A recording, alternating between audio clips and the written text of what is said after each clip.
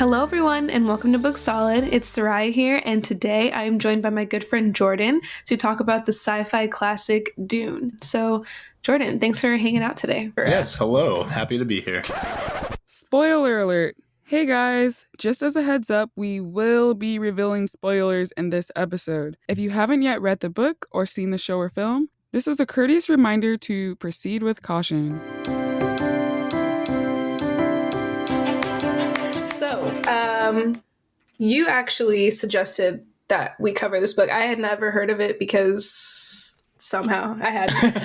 But I know you told me like it's really popular and it's inspired like a lot of the kind of sci-fi books and movies that are around today. So what were your initial thoughts? Yeah, so this book, the preface to it was that it's an inspiration, like Sarah had mentioned, to like Star Wars. It's been stated that this book was like a true inspiration to it, and given that it was released in 1965 and Star Wars was in the 70s, it kind of you can draw the line there. And yeah, you can. I mean, we can talk about it, but even if you're familiar with Game of Thrones, you can see a lot of influence there. It's just a true, like, after reading it, a true testament to like the genre as a whole of sci-fi, of fantasy, of everything. So I'm excited to, dive into our thoughts about it here.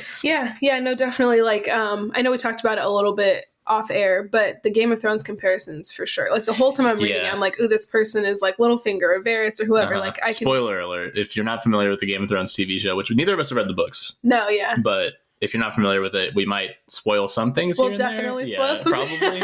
But it's hard not to, because there's so many like direct comparisons where you can say that the inspiration was probably drawn from this book directly or like at least slightly for certain characters or ideas. So truly. And if you haven't watched Game of Thrones yet, like, what are you doing? Yeah, like you should do that. That's more on you. So, so this book, she's thick. Two C's. Mm-hmm. I'm actually really proud of us. I think we both read it in a week, so that's something. Yeah, just about. So the audiobook version that I bounced back and forth from audiobook and reading it. And so the version we have is like 650 pages, and the audiobook was like 21 hours long. So it's a trek, but it's a worthy trek though. It's worth getting through for sure. Yeah. I really, I guess I'm just going to like move into initial thoughts when I was reading it. So I feel like most sci-fi books, fantasy, they're building a world, right? And so they have to introduce the reader or the watcher to that world. So they usually kind of guide you, like hold your hand and telling you what things are and who these people are and why they're important. No. Nope. Dune just like throws you in and they're like, you'll learn. Yeah. You'll figure it out. And I really appreciate that actually, because you do like very quickly, you don't really like feel out of place and like you're like observing, but rather that you're a part of it. And it's a style that I've noticed a lot have adopted since then. Like a lot of artists, a lot of creators have done that since then. And it's fascinating to me because I would love to like be inside Frank Herbert's mind and understand how he did that. Like, do you think he like, or I guess we haven't done research on it. I don't know really, but like, I would wonder, like, did he write this all out in like a storyboard? Did he have like an idea of what this world was before he even started writing the book? Because it feels so established that it feels like he did that almost. I feel like you kind of have to, like, especially if you're going to bring the audience in just like mid-action, so to speak. Because like, I feel like if he was doing it as he went along, I mean, obviously there's edits and stuff when you're writing a book, but you'd be able to tell. It would feel clunky, but this feels fleshed out. And like you were saying, like, it's nice that he did it this way. I feel like it leaves much more room for a real story instead of like spending the first 150 pages trying to like get the reader caught up to what's going on. Whereas this, we got like a full-fledged action-packed story really from start to finish. So there wasn't like time wasted. And not only that, but you can tell, especially in like movies or TV, when something is meant to be a pilot season and they don't know if it's going to be picked up again, like they don't know if there's going to be more to it. They'll, establish everything, tie everything up, and then add things later where you're like, that didn't feel like it was meant to be there from the beginning. They just kind of like tacked it on. Nothing here feels like that at all. It feels like he thought out this whole story. And like, I know there's 5 more books in this series, which I might get around to reading at some point, but it feels like he had all of those already in mind of what he wanted to do or what's going to happen with them just by the like style that this is written in. It feels like it's like a piece of a large puzzle, but can stand alone on its own and like a true novel by itself. Like what was presented in this feels like it was wrapped up. I mean, like there's room, like you said, to grow, but it does feel like had this been the only one, you could be satisfied with the way that things ended. Totally. So like, okay, moving deeper into the book, I want to talk about Paul a little bit just because he's like The focal point. The focal point, the central character. Oh, and before we do that, I do think it's interesting that, like, while I would call Paul probably the main character, I like that he did the point of view from, like, every character. Yeah, it's an omniscient viewpoint. Yeah. So, like, you get to be in the head of every character, and that's something that's lost in, like, movies or, like, and the movie comes out, by the way, in October, which is another reason why we did this. But it's something that truly is only in the book form where you can understand what every person's thinking and how they're thinking. And that's like a beautiful part of this entire experience, is that it's not any single group of people that it's limited to. It's literally every character in the book. I'm pretty sure there's some point in the book where every character you get to see inside their head and what they're thinking. Yeah. And I thought that was bold because there are so many characters. So many. I mean, yeah. But it was, I think, in the end, it made the story better because, like you said, you can understand the motivations behind each individual character, or it's just kind of that feeling of, like, as a reader, knowing everything that's going on at every, like, I haven't read a lot of books with, like, an omniscient narrator POV, at least in the last few years, maybe even at all. I feel like most just stick to, like, first or, like, third limited. But yeah, I thought that was it was, like I said, bold, because I don't think it would be hard to keep track of that many characters. And, like, I know as a writer, you get into the mind of each character. And so doing that for, like, 15 people intimidating. Seems daunting. Yeah. And like, in that sense, it's crazy that he contained it to this many pages, because it feels like it's short when you consider how much content he really did pack in there. And I mean, getting even to the first story point, like, something fascinating to me was that there is a treachery in place at the beginning of the story. And they tell you right away. There's no surprise to that. Like, it's like you get into the head of the enemy, quote unquote, the Harkonnens. You're in their war room in, like, chapter 4 or something. 3, yeah. Something, and they're telling you about the treachery that they've planted in the Atreides and, like, how they're going to do this. Their whole plan is spelled out to you from the very beginning of the book. Which almost made it, like, even more nerve-wracking because, again, as the reader, what's you're like, going to happen? Please, someone figure it out. Oh, and that's what I was going to say, too, is I like that he didn't even just contain it to bouncing between these characters. Like, a lot of times when they do that, they keep it, like, separated by chapters. So this chapter's Paul, this chapter would be Jessica. But no, it's, like, mid-conversation. You're, like, in Jessica's head, Paul's head, Stilgar's head. Like, it just bounces around. Yeah, that's true. The perspective changes constantly. And it doesn't feel disjointed either. No. Like, it feels appropriate that it says, like, and Paul thinks in this moment, like, of this thing or whatever. And it's really interesting, the writing style. It's not something I've experienced before in, like, any kind of book, but it's great. Yeah, no, I think because I know I said we haven't read Game of Thrones. I read, like, the first 50 pages, so to me that doesn't count as reading it. But if I'm not mistaken, I'm pretty sure that one, while it does have the point of view of multiple characters, I think it does separate it by chapter. Right. So you get a perspective chapter from one character. Yeah. Which in this case, it does not do that. And it almost interestingly ties into the theme of the book itself, because there's this, like, I mean, I guess we're getting into the content, but hopefully you've read it if you're listening to this, or you're just, trying to spoiler. Yeah. There's a spoiler tag in here, but I think the omniscience angle interestingly ties in with the theme of the book, because Paul is that almost. Right. So it, like, kind of, like, gives you this presence of, like, you being Paul in a sense. But even then, Paul doesn't know everything, which I thought was, like, a fascinating way of showing his, whatever he is, the Kwisatz Haderach, or the, what's the other term that the Fremen use? The Lisan al-Gaib, yes, I think. Yes. So all those things that he is, or maybe we don't even really get confirmation. I mean, I guess he is those things, but he certainly, what does it mean? Because like, other people have hints of that too. Like, it's interesting, the world that has been built and the rules that define it, right? Like, is there rules? It doesn't really, lean into a hard set, this is the answer. It's like, what does it all mean? And it changes too, I guess, too, as the story goes on. And it's so in the beginning, like, I think we realized fairly early that it's kind of like a chosen one type story. Very much so, yeah. And so, like, I love a good, chosen one, fulfill the prophecy thing. But I was like, is it going to be cliche? Is it going to be kind of contrived? No, perhaps definitely. Because it's like, and that's the crazy part to me, because again, I had to keep reminding myself that this was written in 1965, and like all of the stuff that we're familiar with came after this, because it doesn't feel unoriginal in that way. Like, it still feels like it stands alone as its own thing. And there are some, like, more I wouldn't say tropey, but kind of like standard passages. But then you realize that this might have been the book that set those, right? Like this is the one that like kind of led other things to be modeled after that style. Exactly. So that's interesting to me that it feels like if you would have told me this was written in 2005, I would have believed you. Like it doesn't feel dated at all. Yeah, no, that's a really good point because again, like I think you're the one who told me it was written in the 60s. Like as I mentioned in the beginning of this episode, I really wasn't familiar with Dune at all. There was like when I was looking at a bookstore, I used to see it all the time, but that was like my exposure to it. And I was like, the 60s? Yeah, it's aged beautifully. It doesn't feel like we said, it was a really thick book, and I was worried that I was going to have trouble getting through it at parts. It's like, is it going to be boring? Is it going to be slow? Like, to fill 600 plus pages and make it engaging the entire time is a feat, and that's exactly what he did. So, I know we're kind of talking about Paul a little bit, so I really want to dig into him, because I think he's a really interesting character. Like, for the first 3/4 of the book, I was like, I was kind of blown away by him. I was like, okay, dude is something else. What's interesting about Paul, and I find it like there's an arc to him for sure. I mean, there's an arc to every character in the book, but at the beginning, he's very centered and like understands, and everyone like remarks that he's very aged for his age. He's like 15 years old at the beginning, but his own father, the Duke, says treat him as an adult. He's not a child. Like don't talk to him like he's a child.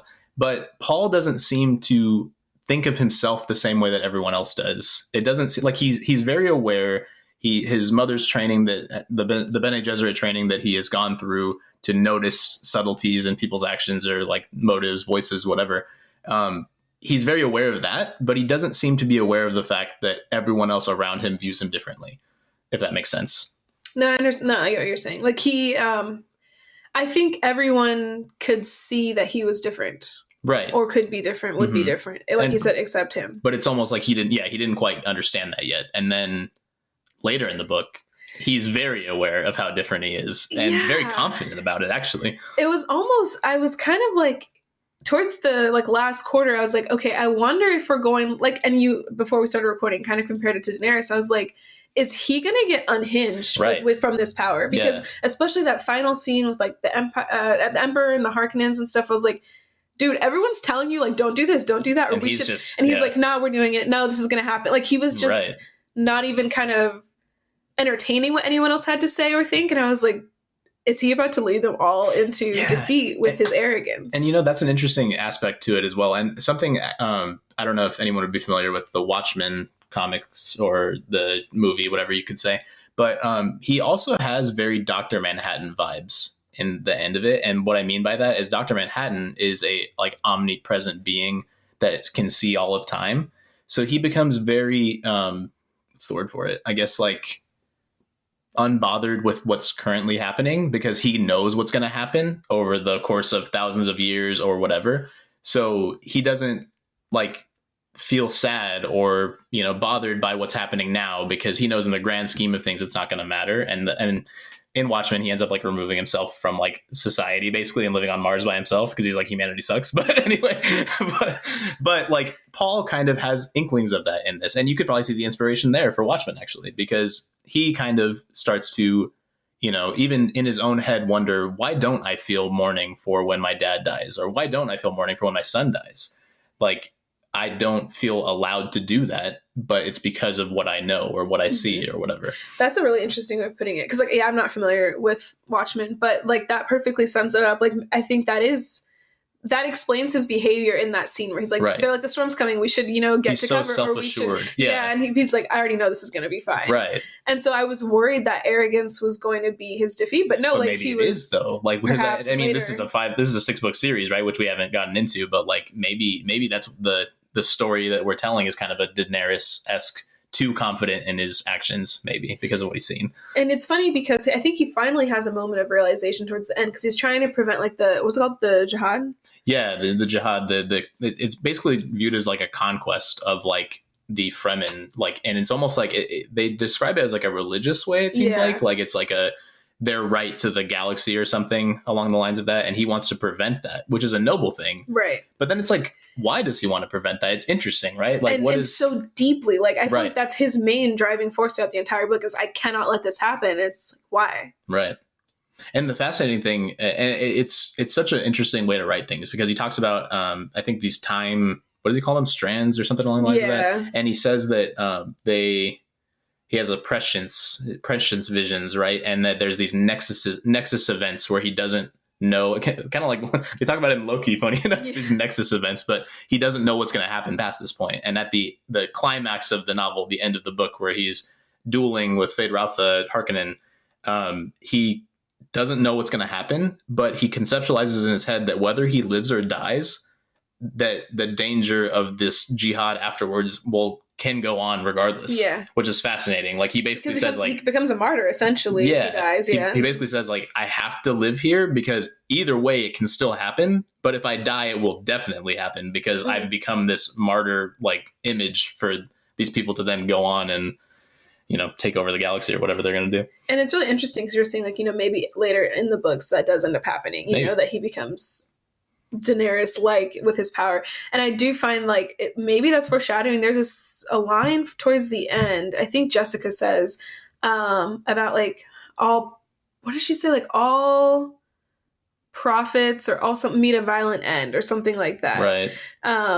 And it was, it was like she says Bene Gesserit like saying or something, which is an axiom, I think they call it. Yeah, speaking of that, like it's interesting, Paul's dynamic with his mother, in the sense of, like, at first she's training him and sees something special in him, and then she's afraid of him by the end of the book. Like, she does not feel like he is anymore her son. He is something else. Like, he is not even a human. Like, a lot of them describe it as like he's not a person anymore. He is something different. And even with her being like her training and her being the Reverend Mother, like, she, with all her abilities, she still can't like figure him out or like see him. Mm-hmm. And I think that terrifies her. That's what scares her, I think, which is interesting. But even then, like, towards the beginning, before he becomes this figure to the Fremen and like this like interesting like leader that sees all, just in the inklings of like when they're in the tent together in the desert and they're escaping the like sure death that they were going to have, she was afraid of him then. Yeah. She, like, his first visions of this, and I think it was what even activated that, was like spice or something activated it in him. Yeah, it enhances it, because he always kind of had it, like, even on like Caladan. Yeah, because he'd have dreams, right? He would have dreams about it. But to me, the catalyst was like when his dad died. Yeah, he snapped. Must have been like his like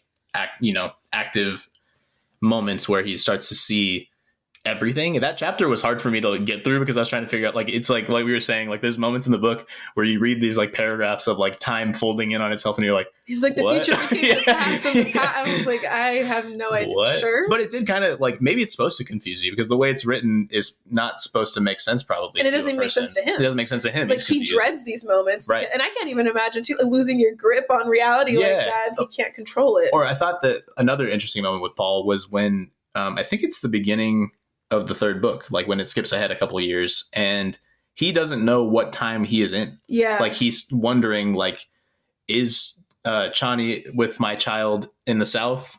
Or did she yesterday morning tell me that she was like, And he's like, do I even have a child? Did that happen yet? And he's like, did my mom have my sister? Like, he knows it's going to happen, but he doesn't know where he is in the timeline, which terrifying. Is crazy and interesting. Like, and just wild that's kind of like his deal. So then, like, you wonder, like, is it power or is it like this overwhelming presence of knowing something that no one else does that like maybe almost annoys him to an extent?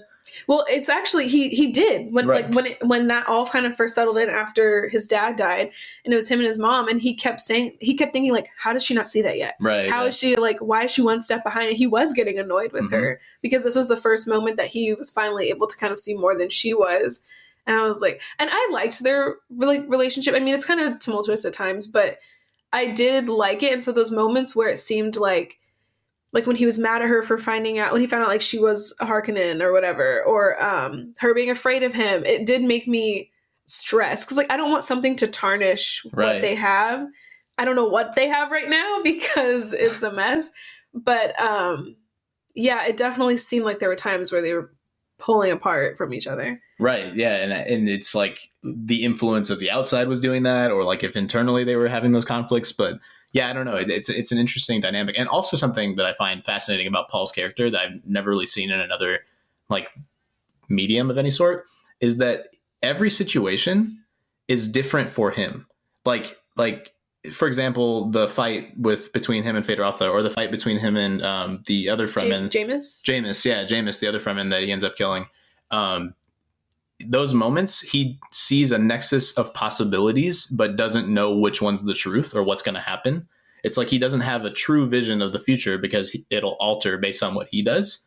But then, like, it's fascinating because these moments are so important to him, and other people don't realize that, like, which is probably part of his frustration. Like how much as well. hinges on this one, right? moment, right, because there's moments where, to other people, like for example, the assault at the end on like the Emperor's ship and all of that, they were all questioning his decisions of like, but the storm's coming, but this, and this. And he's like so sure because he knows exactly what's going to happen in those moments. He just tells them, no, do this, no, do this. But then in these moments where they're confused as to why he's doing it, it's because he doesn't know what's going to happen. So he needs to approach it himself.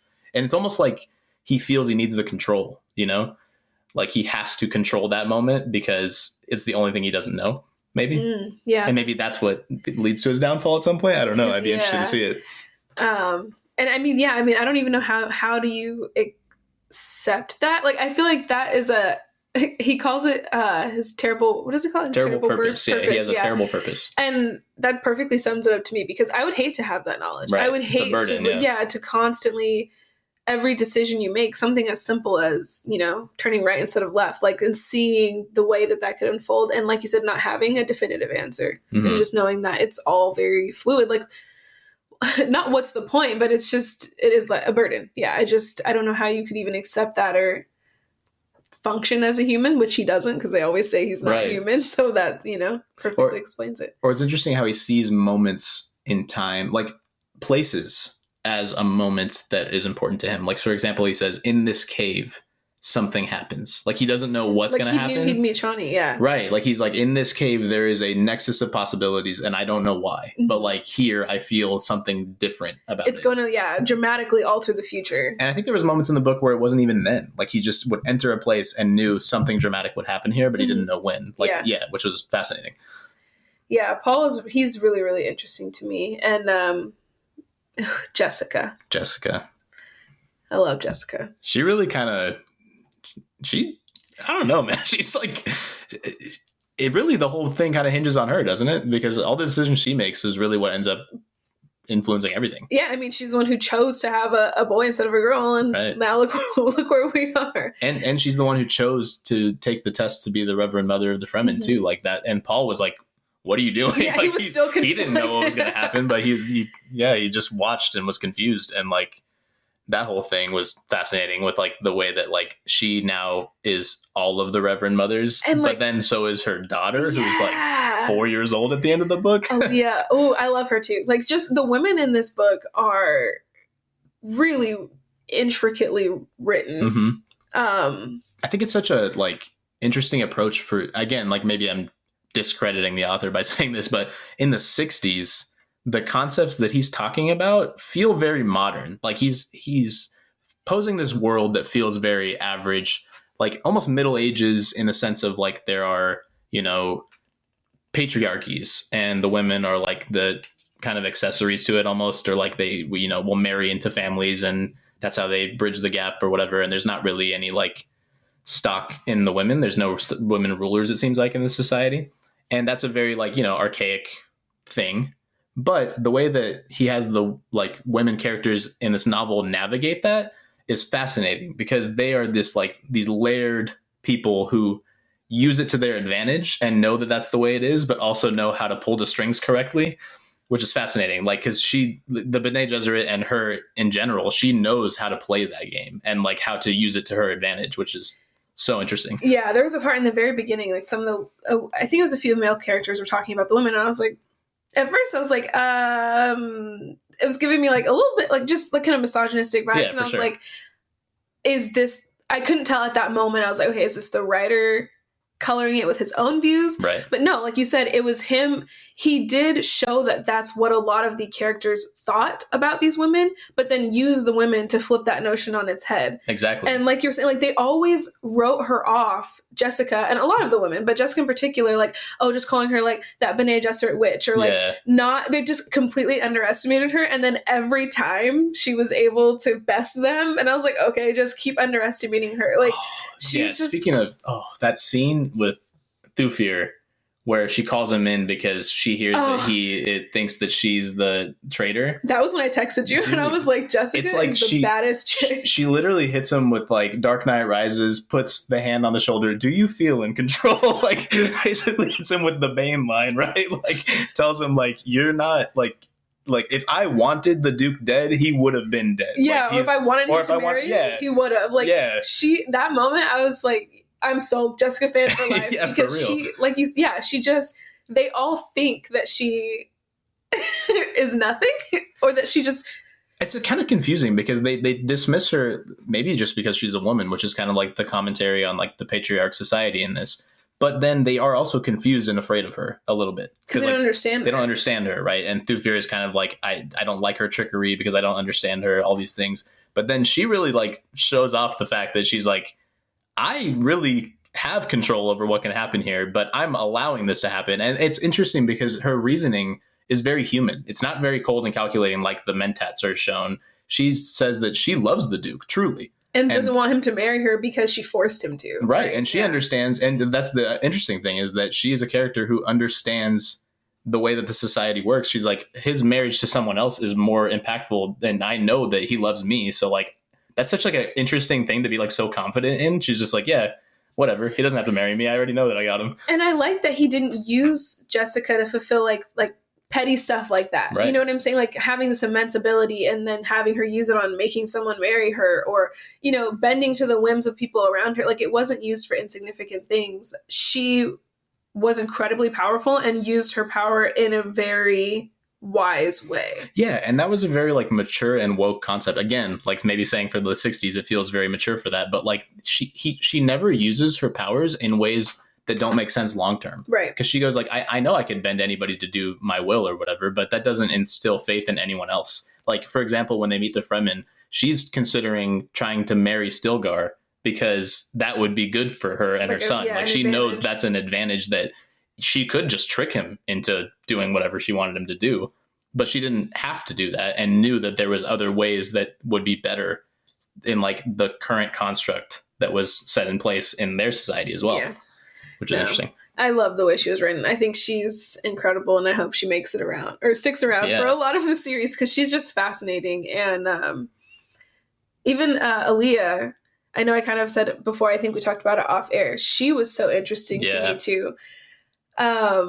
This little girl that is like actually like hundreds of years old or something. And like the stuff she's saying. And it bothers me because like the Fremen, they know Jessica and Paul so well at this point. It kind of surprises me that they're so resistant or like hesitant to accept Aaliyah. Mm-hmm. Like they think she's a demon or whatever. And I'm like, but you know what Jessica is and can do. So it only makes sense that she would, especially what happened, that she would birth a child. But that's what was kind of interesting too, is that they kind of did, after like Jessica like kind of explained to them like that she's basically me, like something happened, and then they were like, oh, okay. Like they were like, oh, what was her name? Hera? Yeah, who was Jameis's wife, right? Yeah, it didn't really clear up exactly what happens with her, because like I guess she was Paul's servant for a while, but and then he can free her, but it doesn't seem like he ever freed her, because he said he would free her after a year. Or something. I don't really know what happens. Their like policy, you know, their culture regarding that was kind of interesting. But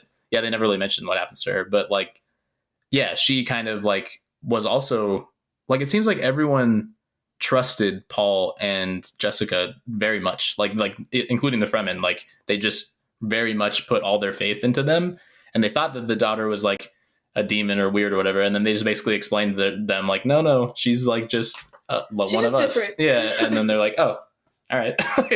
She's just an adult then. So wait, going back really quick to the Reverend Mother ceremony, that part where she was like, okay, I have to look inward, and she like broke down the molecular structure of the poison. She's like, okay, just substitute carbon here.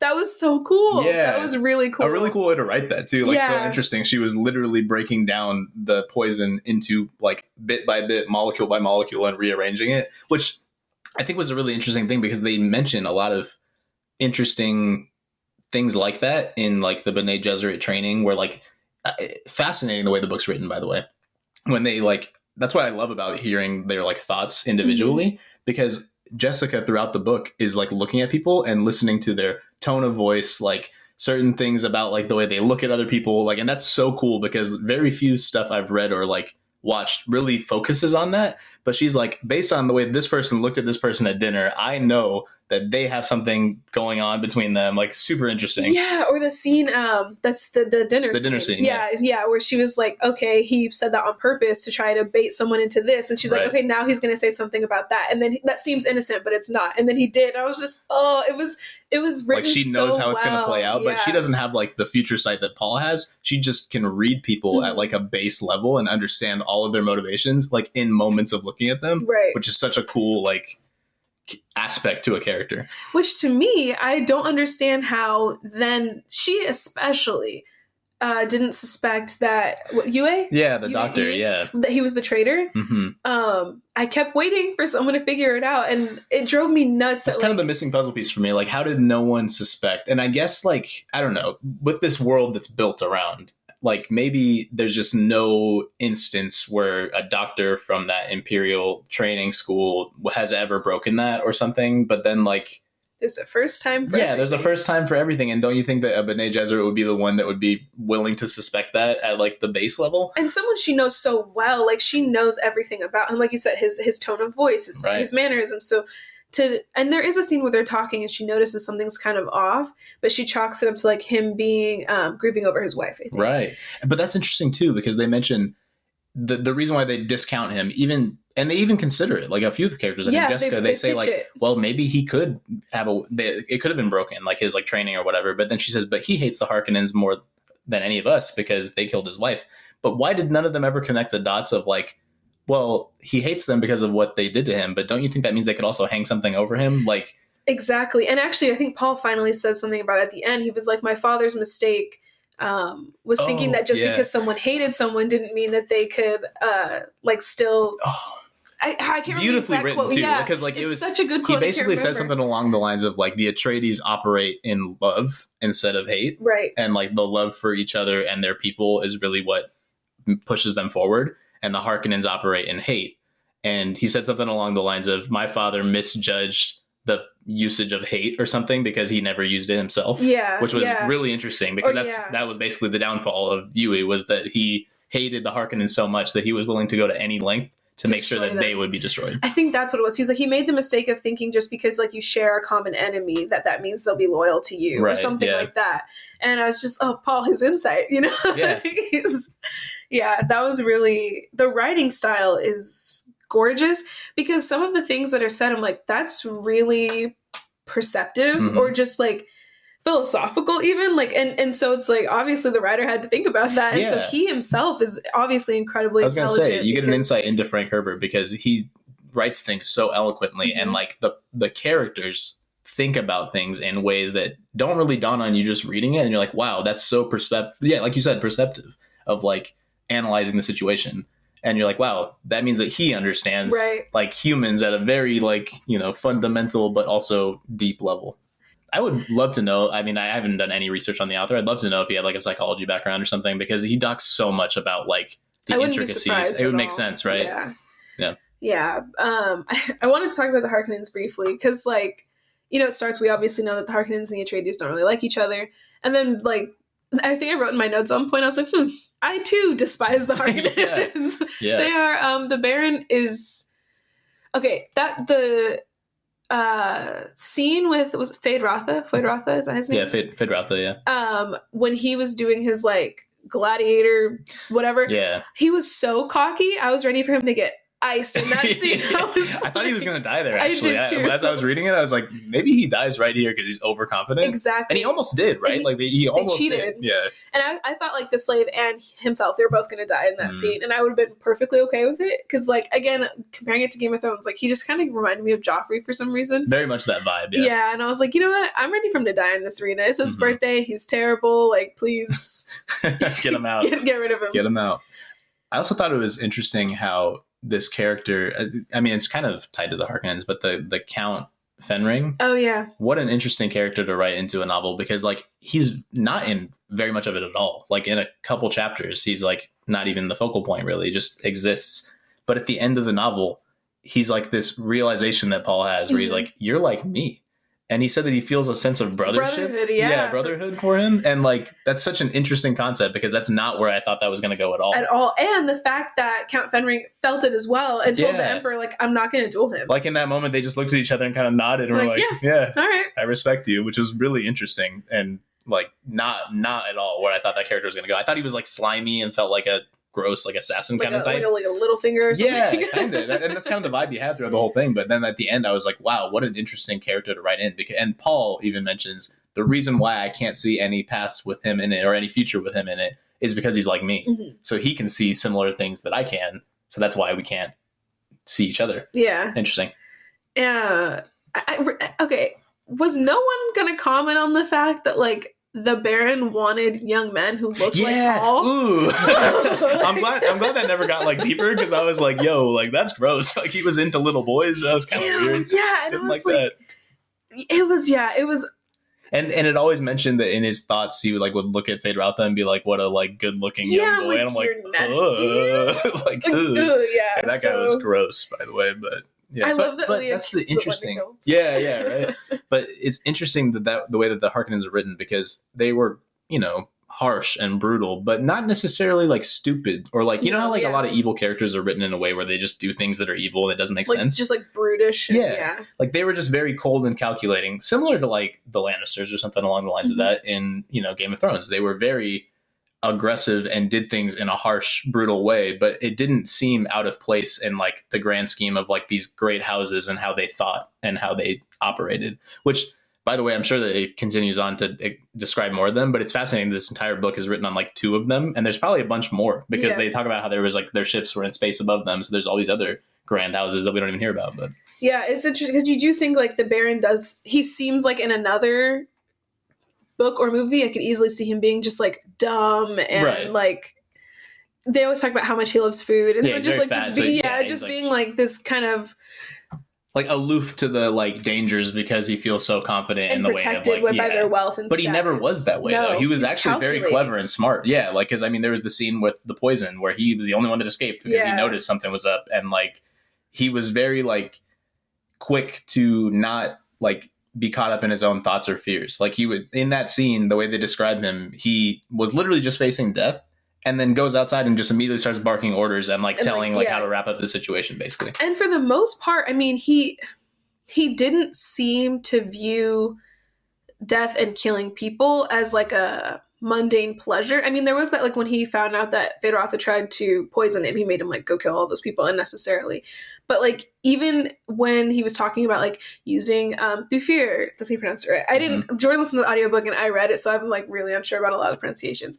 But it was like everything had a purpose. Even killing someone had a purpose. Like killing Yue, it wasn't like he was trying to take pleasure in killing him, but he was just like he's a liability now and I have to do this. That's what I was gonna say. Like even when he like orders Feyd-Rautha to do like that big slaughter, like that was like a showing of power. Like he did that for a reason to show the people like, hey, like we're not to be messed with or whatever. Which I guess is an approach, right? And it's just their house's like style of doing things, I guess. But yeah, the Harkonnens are again even well written. They're the natural foil to the Atreides, right? They're the like quote unquote bad guys in it, but they don't feel like they're just the bad guys, right? There's like layers to this. And hell, I mean, they were even family, right? Because Paul, cousins, right? Yeah. No. Jessica was the daughter of the Baron, right? Himself. I believe so. Yeah. Sorry, I was saying cousins disgusting you, but that was the Emperor and the Atreides. Okay, something I was really unclear about. Why was the Emperor trying to get rid of the Atreides family? Yeah, so that was interesting. I thought that maybe he felt they were a threat. Like, that's kind of what it seemed like. Like, it's like they were the only real threat to his eminent domain, right? Yeah, because he knew that the Harkonnens, it seemed like the Harkonnens were kind of like tucked under his wing, like he could kind of make them do what he wanted them to do, and they had control over the, Arrakis, over Dune. And maybe he didn't feel that way about the Atreides, and I know because they don't really like explicitly describe it in the book that well, but it seems like there's like a rotation to who controls Arrakis, right? Mm-hmm. Because the Harkonnens had it for like 80 years or something, they said, and then now it's being passed off to the Atreides almost. So maybe there's like this like system of like a cycling of houses being able to rule Dune because of the spice that they all want to control. That well. Also, sorry, this is like a tangent, but a topic I really wanted to cover. Fascinating the way that Paul analyzes the fact that the guild don't want direct control over Dune. Wasn't that interesting? Like toward the end? Yeah, because he mentions that they don't want actual possession of Dune because then they can be attacked for it because their like need of it is obvious. Right. Where if they let other people rule it, but then they still get their spice. To extort that spice. Yeah, they get to have it forever and like still be operating in the background, which was fascinating. And I think interesting how like the guild isn't super like prominent in the novel, but you can see that like they're the ruling body kind of almost pulling the strings. Yeah, like it seems like the emperor is like a figurehead. Like he's not even that important in the grand scheme of things, and the guild is really who's like in charge. It's kind of like, I mean, it's a commentary on society, right? Like capitalism, like the most money is what's in control, not royalty or whatever. And I did love his like, because I know like I said Paul was kind of getting unhinged toward the end. To me it looked like he was perhaps becoming a bit unhinged, but his like, I'll destroy the spice right here, right now. Say I won't. I'll do it. They're like, you wouldn't dare He's try like, me. Bet. And then they looked at him and they're like, he's not joking. The shorter one or whatever. He's like, he looks up the tall one. He's like, he ain't playing. Like, he'll do it. Yeah, I thought that was because he was just, and again, because he knows what will happen. Right. So he's not really that pressed about it. I thought that was really interesting. And, the Duke as well. So it's funny, I don't know why, but going into the book, I just feel like father figures in books like of this type tend to kind of just be like jerks, like kind of aliens. Yeah, and but I was expecting to not like the Duke. I thought I'd be kind of like cold and hard and not very compassionate toward Paul or Jessica. But not I really like that at all. Him. He was hardcore bummed. I mean, he was Ned Stark, really. Like he was Ned Stark. He was hard and steadfast in like his ruling and in the way he said things, but he was compassionate towards people in ways that didn't feel like weak. You know what I mean? Right. Like he was very like strong, but still able to show that he cared, which is fascinating. There's a line, again, I should have put sticky notes in here so I can remember the line specifically, but Jessica even said something. She was like thinking about him after he died, and she was like, oh, like my poor Duke, he was, what'd she say, loyal almost to a fault, or like naively loyal or something like that. And he really was. Is that not Ned Stark? You know what I mean? Like exactly. They have their code and they'll die by that code. He was willing to die to the fact that someone else would have to be the like unfaithful person, basically, because he was never going to lie or like do anything wrong to someone that he promised he wouldn't. And Gurney stresses that multiple times once he comes across Paul later, like after a few years have passed, he was like, your father cared more about the men he would lose than the equipment. Yeah. And Paul's always, he's like, people are not expendable, but he's not really that worried about the people who are dying. Again, it's the problem of him being like omniscient almost. Yeah. He's like, this doesn't matter. Like in the grand scheme of things, this has to happen, right? But Gurney kind of grounds him a little bit in that sense, which is, I like Gurney's character a lot in that regard. I'm glad he made it. Yeah. And it's interesting. I don't think they've ever mentioned that Duncan died because they don't. Yeah, they don't. So he might be out there. Yeah, they say that he saw like the wound on his head, and there was no way he'd live through. But yeah, no one ever knows for sure. I was really surprised that Kynes died. Yeah, very quickly too. Like, and it was like, and it was an interesting way they wrote it because like it always like he was the whole time like, oh yeah, someone will come get me. Someone will come get me. They'll see me for sure. And then he just dies to the planet himself that like he basically he's trying cultivated. To save. Yeah. That was kind of a poetic ending for Kynes though, and interesting, and I guess necessary because someone had to fill the void of what he left, right? But yeah, that really surprised me. I definitely just thought he was someone too at first. I was like, can we trust him? Are we allowed to? Because he was saying like he seemed a little duplicitous in his behavior. Yeah, great writing style, by the way, because like you expect like he's working for the emperor, so he's keeping things from Paul that's Paul's noticing. Like he's keeping things from the Duke. He's not saying things. He's not like. He's changing the way he says certain words, and Paul's noticing. Things, Paul's noticing he's leaving out information, and the whole time it's being alluded to the fact that maybe he's like working for the emperor. Well, he obviously is, and he doesn't want to reveal enough. But really, he was the Fremen leader all along, and he was not wanting to be any part. Yeah. And I loved too that scene where it was like the Duke, Paul, Kynes, and I think Gurney. Maybe when they were flying out to see like the spice being mined, and that chapter ended with Kynes thinking like he's like, against my better judgment, I like the Duke after all. Or something like that. The Duke is kind of that, like the Duke Leto is like that character of like he's likable to a fault. Like he like everyone that he interacts with ends up liking him. Like Stilgar, when he just meets him in that one moment, likes him afterwards. Like all of them have this respect for him, and I think that ends up helping Paul in the long run, right, with the Fremen, because he's his son, and they remembered the Duke as like this person who was very noble and true to his word.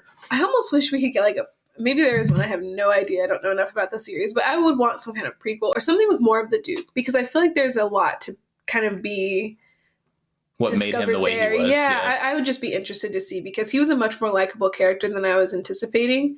Yeah, like you said, just not the cold, brooding person that you would expect. For truly a Ned Stark in the sense of like the way that, and again, maybe that's the inspiration. Like a lot of the characters in here feel like you can directly draw lines and connect them. Like this person's like that one in Game of Thrones directly. So I'd like to say that Gurney is an interesting character as well, because he was kind of just like, it sounds like just making his own living on the planet, like just like after everyone died. You mean? Like working with like smugglers basically for a few years, and then he runs into Paul and he's like, you can't trust these guys, by the way. He's like just a heads up. Yeah, he walks in and he's like, yep, I'm loyal to you, you can't trust these guys. Like let's get out of here. And he just kind of slipped right back into it, which was interesting because it showed the like another angle to the like undying like love for the Atreides family. Like their loyalty was like to them no matter what, but Paul was also vice versa, that loyal to Gurney. Isn't there a moment where he said, you can strike me down right here or whatever, something along the lines of that? He does it for Thufir, actually, which was fascinating. Yeah, he was like, if you want to do it, now's the time. He's like, if you're gonna kill me, do it. And he was like confident in the sense that Thufir was always loyal to their family, even being with the Harkonnens for 2 years. And he turns back to the Emperor and shows him the thing that he was going to make him kill him with, and he's like, I'm not going to do it, and like drops it. That was the sickest mic drop like, of all time. Like that was so cool. And like again, Thufir is an interesting character because they don't really do much from his angle past like like the raid or whatever. Past when he gets captured. But you can tell like in the writing style, he's working in the background to still help. Like if there's any chance that like the Atreides can like get out of this, because he thought they were all dead, but he still was trying to like take down the Harkonnens and like help in that way, which is interesting. Yeah, this book, I mean, it was just infinitely better than I thought it was going to be, and not like I thought it was going to be bad. Yeah, but old books, you kind of have like that, like, is it dated? Is long books, right? Yeah, like is it only loved because of what came from it, not because of what the actual content is? But this one is truly like a timeless piece, and it's surprising to me that there was not a big budget film made for this up until this year. I know there was like a movie that they made that wasn't very good, not very high budget. There was like a TV series or something that also wasn't very good. But this is like the first time they're like this one really correct. Star Warsing it. You know what I mean? Like putting money into it. And it seems like a shame that no one ever did, because this deserved it. I mean, this could have been Star Wars in another like angle, right? Because they wrote Star Wars kind of in the same. You can see the inspirations. Yeah, I'm really, really excited for the movie. The cast is impeccable. Oh, of course, of course, like I looked at the cast before I started reading, so like that's all I can see. Like Timothy Chamomile as Paul is like the only thing I could see. But we know it's Chalamet. We just call him Timothy. Thank you for that. It just I'm really excited. I think it's gonna be really good, and I don't be daunted by the length. For any of you who haven't read it, it's just so good and so worth it. It goes by really quickly. It does. Like honestly, like it's a long book, and there are moments that describe nuances. They describe small details about things, but they don't ever feel like you're dragging through it. Like it doesn't. And like again, maybe it speaks to the longevity of the writing style, but everything doesn't feel dated because he does not describe it in a way that lets it be dated. Like all of the technology he describes, all of the setting, like everything is very, he gives words and names to things, but he doesn't really describe them in ways that are like in our world. Right. Like he doesn't, like it's a technological device, but he never says things that make it feel dated. Yeah. Like just a poison snooper. Yeah. Yeah. Or and then he's like, yeah, it snoops poison. Yeah. And you're like, oh, okay, got it. Okay, cool. And then you can kind of picture whatever you want in the modern day, or like the book, like the tablet book that like Paul has, it's described in a way that's like interesting. It folds into a small piece or whatever, but you can kind of like to this day picture like an iPhone or something in your hand, and like that it wouldn't, like there's nothing in the book that describes it in a way that doesn't feel adaptable. And that's probably why it can probably live on for 100 years from now and still be read in a similar enjoyment of it, because none of the language feels outdated either. Really fascinating. Yeah. So, and I think I definitely want to read at least the next book. I think so too. Yeah, I heard that the first 3 kind of like follow an arc, and then the next 3 are something different. But I've heard that this one can stand alone. You can read them. It's kind of like an all around solid series. And I think there are prequels, but I think they're written by his son.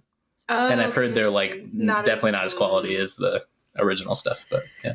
Well, it's just, at least for me, I need to know what happens to Jessica. She's my chick. Yeah, that's all I need to know. Like, Paul, you know, I like him, he's cool and all, but Jessica, I need to know how are you? How are things? Yeah, I can't like describe enough like the like interesting female characters that are written, because Chani is also, we barely even touched on her, but she's also an interesting character because she's from this like, you know, tribal environment where things are a certain way, but then like is so ready and willing to adapt to whatever Paul like she's almost proposes. Like Jessica herself, right? Because I think she's willing to work it, right? Yeah, like Jessica's talking to Hera, and she was saying like, oh, you don't think Chani is a good enough choice of mate for Paul, you don't think that he should marry her, and then I think Hera says like, well, you would find agreement with Chani herself, like she knows that he would have to find somebody like the best possible partner for him. She understands the game as well, like just like Jessica did, of why he didn't marry her or why she had to like play her role, you know. It's and Paul in like a very sweet way like reassures her and says like, you will always be my, what's the word that he has for her?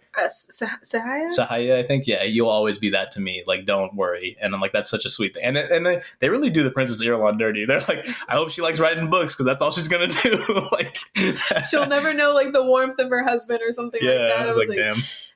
But that's, well, I mean, that's interesting, right? Because it flips on its head this like patriarchal society notion that something like Game of Thrones describes, you know, where it's like, you have to marry this person because of this reason. And this book takes that angle and it's like, okay, we can do all that or whatever, but it doesn't matter. Yeah, like I'm still going to do what I'm trying to do. I'm still going to do what I want to do. And like, it's really cool because a lot of the book actually describes like smashing these norms, because there's also the Fremen have like this, like the Stilgar is confused by like, why you have to challenge me to take lead of the command. Like, no. And Paul's like, why would I cut off my right arm when we're about to go into battle or whatever? He's like, I need you here. But Stilgar's like, but this is the way. And Paul's like, straight up like, this is the way. And then Paul's like, but they can change though. And then he's like, and then he brings up a point about they changed something in the past. And then he's like, you're right, ways do change. And I thought that was so cool, like how the characters are dynamic and interesting enough to understand that, because so many books and movies and stuff are written in ways where like they're hard-headed and they don't like he would have been like, no, this is the way my people have done for like years or whatever. And he wasn't like that. He like looked at Paul, understood, he's right. Things change. The world is changing around us. Like this planet is changing. There's a whole galaxy out there that he doesn't even know. Like interestingly, later, Paul, I think right before they go into battle against the Emperor's troops, he like says to him like, on a planet where water falls from the sky. And he was like so taken aback by that. He's like, water falls from the sky. And then I think Paul mentions that moment.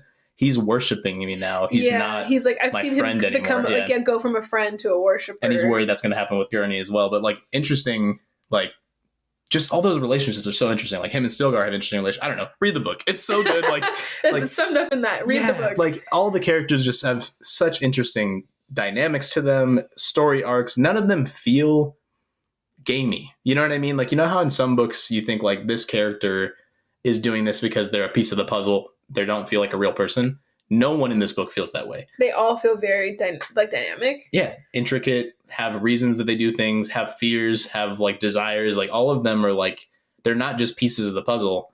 They all have interesting things about them, and relationships mold and change them in that. It's really interesting. And that again, like I know we've praised his writing style this whole time, but that is a gift. That's a talent, because especially in a book with this many people, to have every single person feel like a fully fleshed out character where you understand their motivations and they like the depth of each character. I've read books with two characters that don't have that level of depth. You know what I'm saying? Like it's just, these feel like very real people, even though the environment and the world that's being imagined is very unreal. Mm-hmm. So yeah, I can't say enough good things about it. Yeah, and we're gonna keep going, but like the approach to religion was interesting too, because like it didn't feel forced. Like I don't know how to explain that. Like it's like with the Fremen, their religion didn't feel like it was like, we do this because it's the way or whatever. Like it was very adaptable and moldable. And actually something they never fully cover, which maybe they do in other books, is the like Bene Gesserit planning it. Yes, like someone was there that planted all this, but did she know that this was going to happen? Because like that, there had to be some foresight there, because they basically have this like, you know, Paul is going to be well, it's not going to be Paul specifically, but there's going to be the Lisan al-Gaib that comes, but like, did that Bene Gesserit just do it? Because like Jessica kept saying, like, they've planted this as a safety valve for when one of us shows up here. But then, like, did they actually think that there was going to be this person that was the Lisan Al Gaib that shows up? And, like, did she foresee this, whoever was there before? Or, yeah, maybe it was the Reverend Mother, right? But, like, and it never sums that up from Jessica's standpoint. Like, because maybe she knew past that point whether that was the truth or not. But it was interesting because the whole time, and it kind of shows, like, girls around the world type thing, you know what I mean? But, like, but she basically says, like, yeah, like, someone was here and made sure that whenever another Bene Gesserit came, they'd be safe, basically. Yeah. Like the vibe to it. Well, it's interesting too because they were like, the Bene Gesserit, they're like, you know, there is a place like within that women can't go, and that's why they need like a male. And that the thing he found was that, what did he say? Like the biggest enemy to a taker is a giver, and vice versa. And that he was saying like men are the takers and women are the givers. That was like, that really didn't get touched on much more after he brought it up. Line. But it was a very interesting scene, interesting line. I wasn't sure how I felt about it. Yeah, I don't even know what it means. Like, what is it? Yeah, fascinating. But it kind of did, I mean, the themes of the book kind of do echo in that, though, right? Like, it's like, but then, yeah, because the men were the selfish ones that took a lot of the time. The Harkonnen definitely. Yeah. And I guess even the Duke, in a sense, like, even though he didn't mean it in a malicious way, he was still taking the planet, wanted control of it, wanted to beat the Harkonnens at their game. Kind of wanted to take the Fremen. I mean, not like you said, not in a malicious way, but he wanted to use them. Yeah, he wanted to earn their respect, but he still, in the end, you're right, wanted to use them. And the female characters, I guess, didn't really do that, but they still had, like, well, some of them did, though, I guess. But they had an agenda. So it's like, I feel like they were taking in some regard, but it was more calculated. Well, no, maybe not even calculated, but also, maybe we're misunderstanding it, because Paul kind of describes it in a way that, like, he basically says it's natural for each to have that thing, but they can do the opposite. And it was the poison for them or something like that. Right, that's their downfall. And maybe that's the poetry in the book, right? Because that each one that did the opposite was their downfall. That's true. The Duke gave his trust to people freely, and and they used it against him. Yeah, I feel like this book, there's levels. There's levels. Yeah, like, it's really something that could probably be analyzed in like a, you know, you could have a whole class probably just on this book and the themes in it. It's really fascinating. Yeah, it is. So I guess we're nearing an hour. So about that time. Yeah, our episodes are usually about 45 minutes. So yeah, I'm really glad that you suggested it. It was a really good one. Yeah, so. I had a great time reading it, and I'm probably gonna move forward and continue maybe reading the rest of the series, see how it goes. But yeah, it was worth a look, and I'm excited to see how either disappointed or surprised I will be at how good the movie is when it comes out in October. So. Yeah, here's hoping. So yeah, we should do like a recap episode. A recap, maybe? like comparison, maybe. Thank you. A compare and contrast. Got you. between the movie and the book, because India and I have done that for like a few different series and stuff. So for sure. But yeah, so thanks for being on. I appreciate it. Yeah, of course. Happy to be here.